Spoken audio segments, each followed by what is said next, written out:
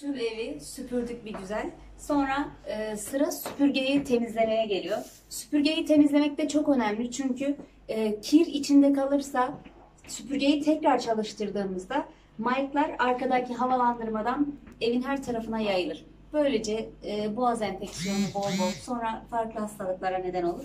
O yüzden süpürgemizin temizliği önemli. Önce içini boşaltıyoruz. Ev temiz gerek yok temizlemeye diyenlere gelsin bu.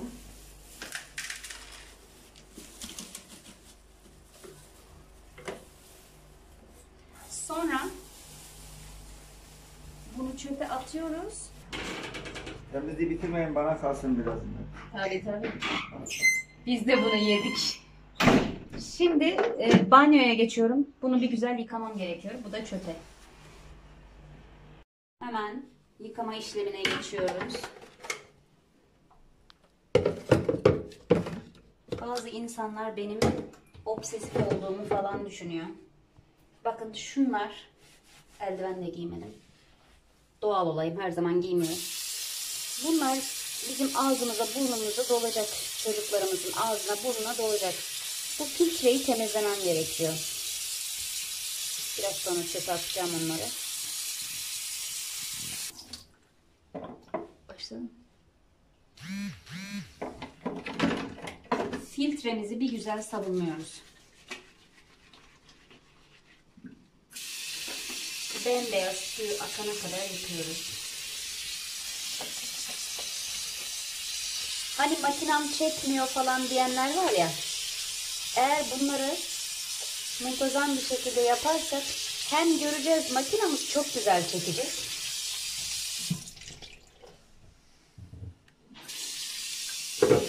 Sonra bunları sabunlayacağım.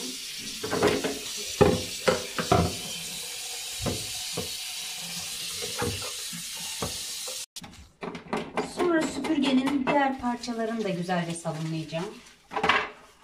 Ececiğim kesmeden çekebilirsin. Çünkü detaylarını herkes görsün istiyorum.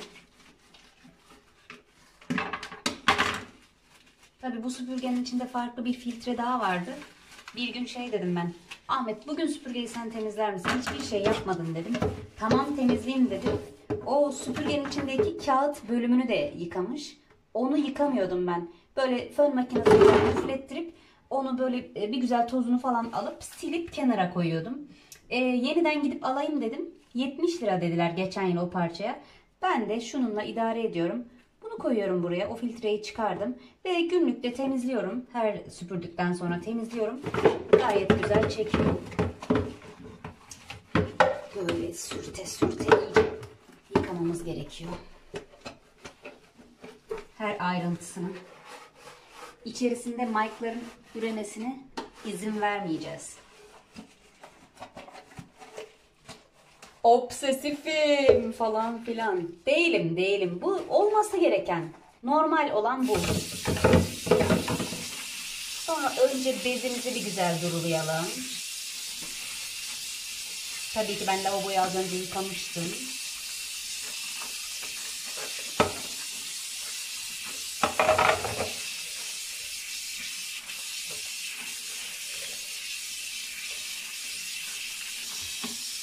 Bir güzel duruluyoruz.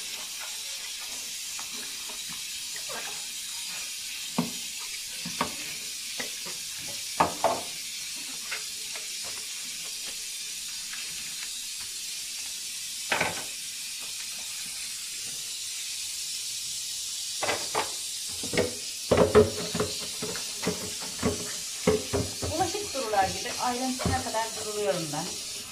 Ne gerek var diyecekseniz. Ya ben pırıl olsun. Hem içinde dediğim gibi kötü bakteriler şunlar bunlar çoğalmasın. Hem süpürgeyi açtığımızda odaya kirli koku yayılmasın. Tozlardan falan biz de etkilenmeyelim.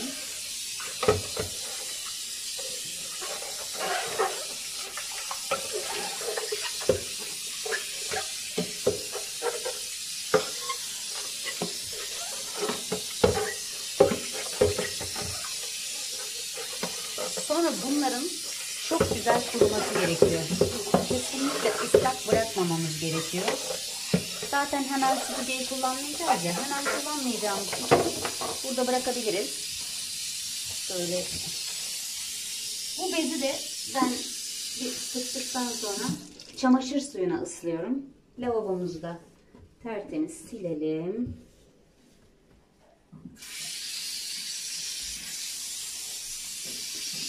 Tamam Ece'cim. Süpürgenin pisliği içine çeken bölümünü yıkadıktan sonra süpürgenin geriye kalan kısmını da mutlaka temizleyip kaldırmamız gerekiyor. Ben hemşireyim ya, hastalara da pansuman yaparken temizden kirliye doğru gidiyoruz ya. Şu anda da aynı işlemi yapacağım. Dış tarafı biz dokunuyoruz ve dışına pislik bulaşmıyor hani içindeki gibi. Önce dışını temizliyorum ben. Bir de şurada bir filtremiz daha var. Şu filtreyi de çıkarıp temizliyorum ben. Peçete koymuştum. Bunu da çöpe atıyorum. Şu parçayı siliyorum. Şu parçayı siliyorum ve yeniden bir peçete koyuyorum oraya. Burayı da bir güzel siliyorum. Abartmıyorum.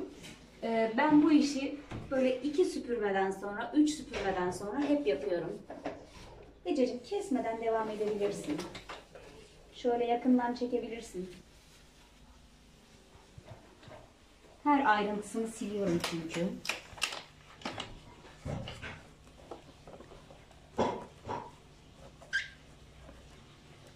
Motorun içine toz kaçarsa o tozu da dışarıya püskürttürüyor arkadan.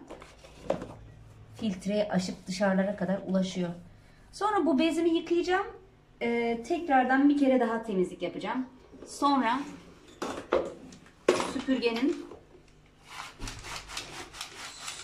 yerleri fırçaladığımız fırçasını da siliyorum ben. Koltukların üzerine almıyorum bununla ama biz halıların üzerine böyle oturmayı falan çok sevdiğimiz için bunu her seferinde ben siliyorum. Ya kaç dakikamız alacak ki bu temizliği yapmak? Daha hijyenik olacak. Tamam. Süpürgenin dış bölümündeki filtreydi ya bu. Hani silsek yeter diyorduk ama ben yetinemedim. Çok da kirli değil ama bir yıkayıverelim. Dışarıda da çok güzel güneş var. Belki süpürge hemen bir daha lazım olabilir. O yüzden ben süpürgemin parçalarını güneşe koyacağım. Orada 15 dakika kalır ve sonra ben kurularım, parçaları takarım. Takarken yine size göstereceğim. Şu parçaları ben güneşe koyacağım şimdi. Süpürgemizin parçalarını güneşten aldık. 15 dakikada kurumuş. Ben şimdi bunları güzelce yerleştireceğim. Yine de şöyle bir geçeyim ki ıslak kalırsa eğer bir dahaki çektiğimizde içi berbat görünebilir. Önce filtreyi takıyoruz.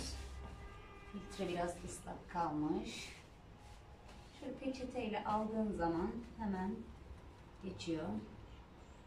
Çünkü süpürge bana yeniden lazım oldu. Çok acil gerek. Şurası yukarı gelecek. Süpürgem şimdi hem canavar gibi çekecek hem de kötü koku gelmeyecek. Şurayı da böyle kapatıyoruz. Şu filtreyi de bu ıslaktı nasıl olsa içinde kötü bir şey yok.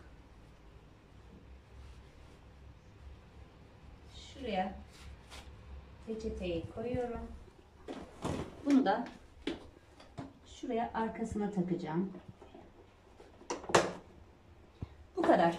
Süpürgemiz çalışmaya hazır.